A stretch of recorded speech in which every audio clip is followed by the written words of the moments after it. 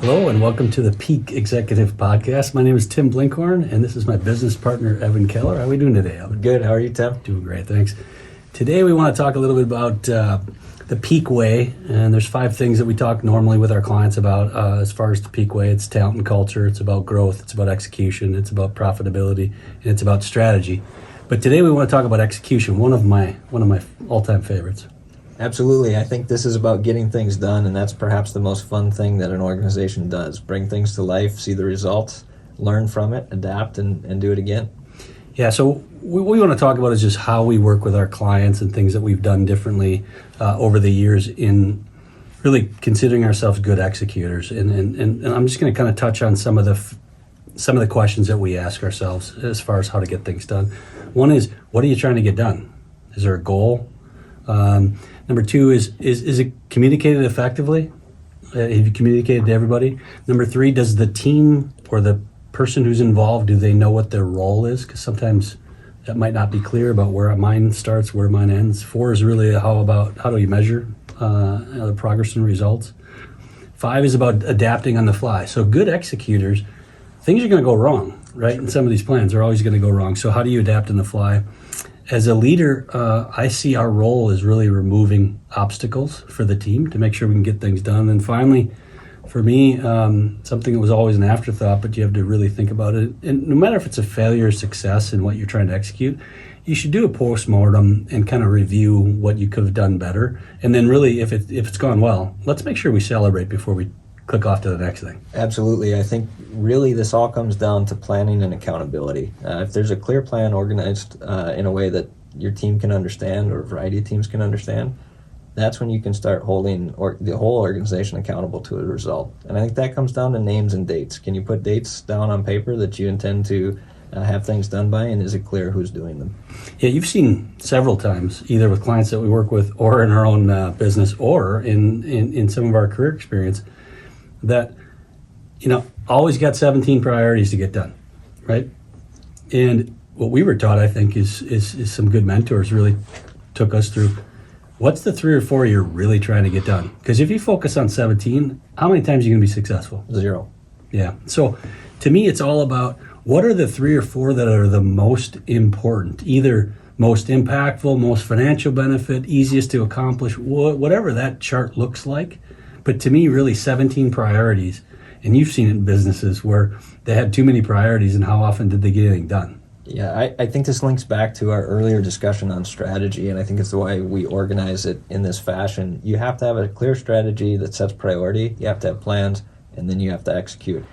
There will always be walk-on projects and walk-on problems, but you really have to execute against the plan that you think gets you where you ultimately want to be. Do you want to talk a little bit about the piece of communication that has a real big impact on, maybe I thought I communicated it well, maybe I communicated what we were trying to get done, but what are some of the pitfalls of not communicating properly? Yeah, it's fascinating. A few of the companies that I've been involved with turning around, what I find, if their challenge happened to be execution, ironically, sometimes they had the best get-it-done type people that I've ever come across. And so what that tells you, if you work backwards into the problem, is there was some missed communication, there was some missed plan, or some lack of leadership in instructing the organization what we're trying to accomplish.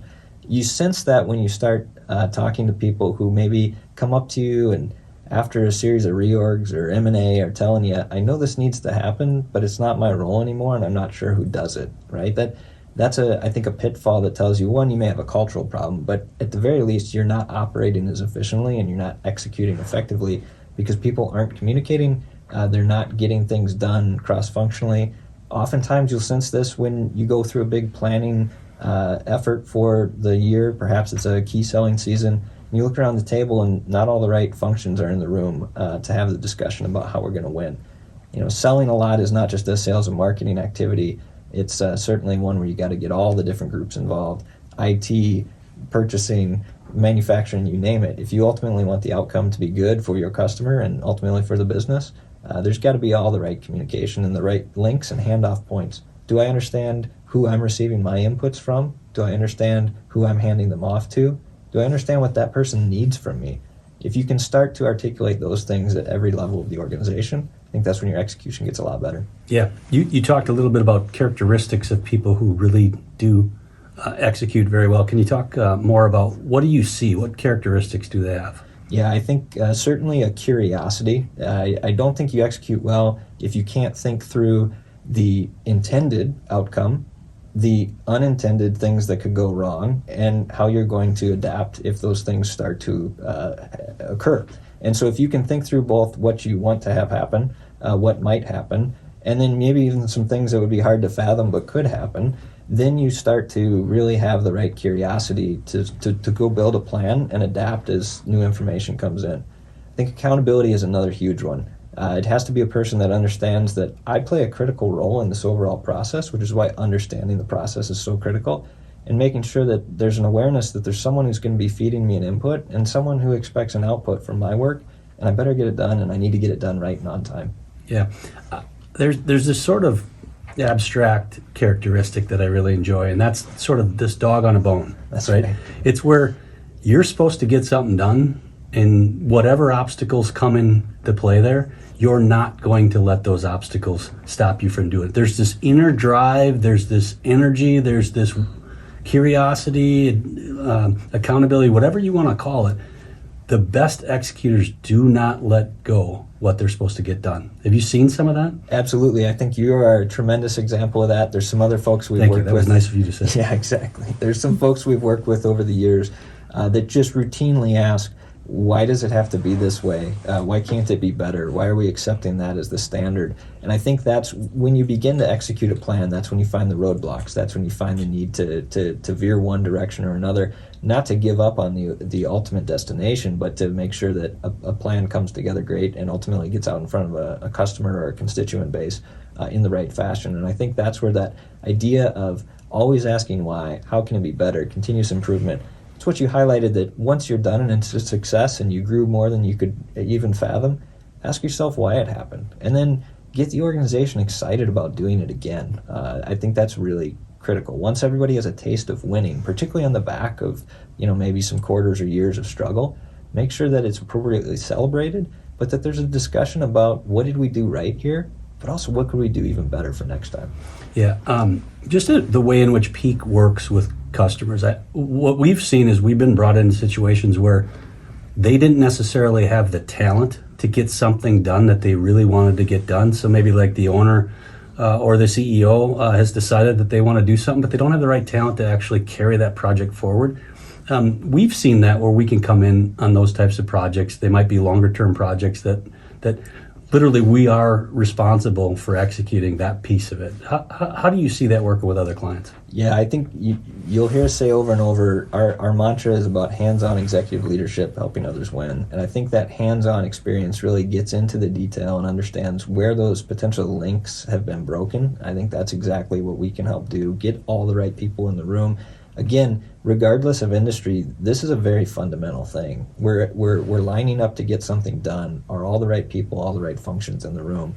Oftentimes the answer is no. And so that's sometimes where we start, which is just fact-finding on when something didn't happen the way you expected it to, where did it break down? Let's work backwards. That might be a missed communication, a missed date, whatever it is. That's typically how we can get in and help. And it's not usually the business's fault. They might just be too small. They might not have the expertise in the building. We've gone into $30, $40 million businesses where they needed some help doing something. Might be analytics, might be something else, could be strategy. They just didn't have that expertise. So it's not the company's fault. It's the matter of them understanding that maybe they need to go outside to grab that experience. Yeah, totally agree. And I think that's where you have to rely on certainly yourself as the most senior leader, and then your management team to be able to articulate, if we're routinely not getting something done, when do you raise your hand and ask for help? Yeah, one of the things that I see that still is tough for me is I had an employee that was sitting right next to me in the office, and they would send me an email. They wouldn't come into my office. They wouldn't call me. They would send me an email. And I see this a lot with companies where they're not willing to get up, go in face-to-face, and talk to somebody. Because to me, that's an art that's been lost in trying to get things done. There's so much more you can get done when you're face-to-face with people.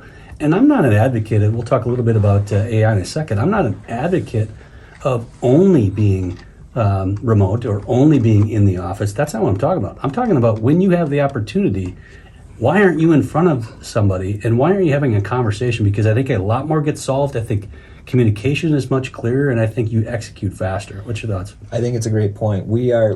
Certainly for years have found ourselves with better and better and better collaboration tools that allow people to work across time zones, across countries, all very important things that have helped productivity. We're on the precipice of even more emerging technologies that will make that even easier.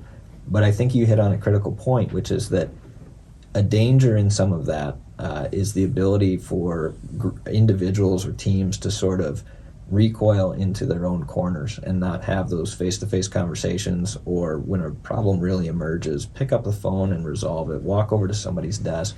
If you don't see those things happening in your organization, whether you're work in person, hybrid, remote, any of those, if there's not that urgency, you may have a cultural issue of just how things get done or the dynamics amongst different teams. But execution absolutely rests on people having a bias towards action and a sense of urgency.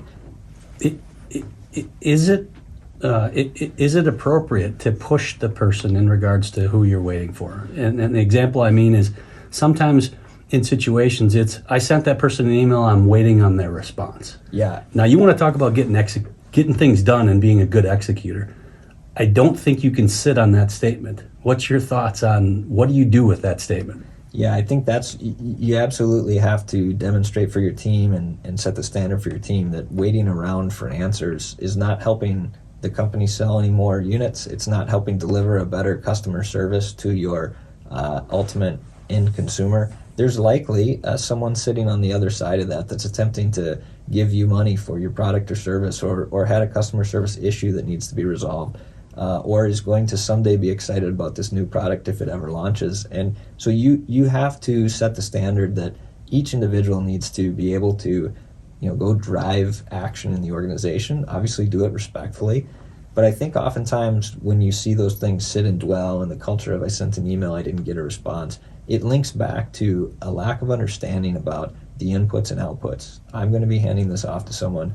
They don't understand maybe in what shape, format, or expectation I'm getting. So expectations, deadlines, names, and dates on a paper, I think, help a lot of this. But there's no remedy better than picking up the phone or walking over to the desk. Yeah, let's talk a little bit about your thoughts around AI and how it's going to help us in our own businesses, help us with our clients, or help people in general execute better. It's a great question. I think certainly as the date this is recorded, it's still a relatively new and emerging technology, and people are figuring out how to use it.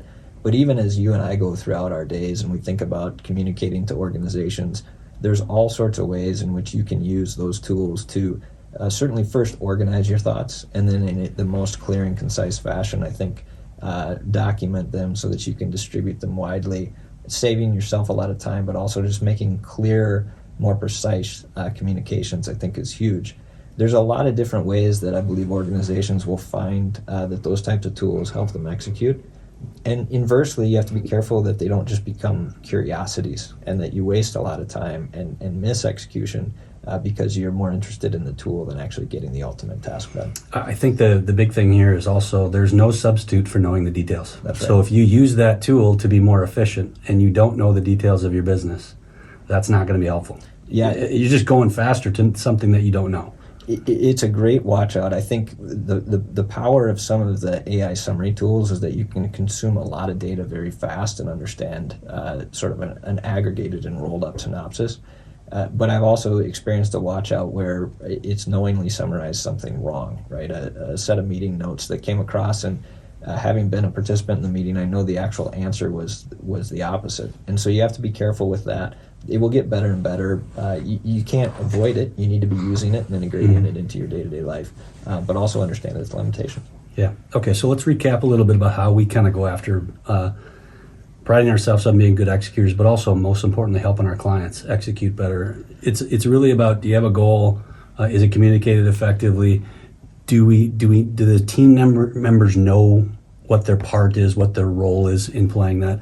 How do we measure the results and actually talk about them? What are you doing to adapt on the fly? As a leader, am I removing obstacles? Because largely sometimes that's the role I should be playing is making sure that I do that. And then when we do failure and success, making sure that we have a postmortem and think through, what did we do well, what did we do not do well. And if we have a success, we should take time to celebrate that. Totally agree. I think you can sense for it in your organization. You just ask yourself, how many great ideas do we talk about, and how many of them ultimately come to fruition in the format and with the results we expected. And so if you have any issues in those areas or would like to reach out to us and find if we can help your organization execute better, please do so. peakexecutivepartners.com is a great place to find us. We look forward to talking.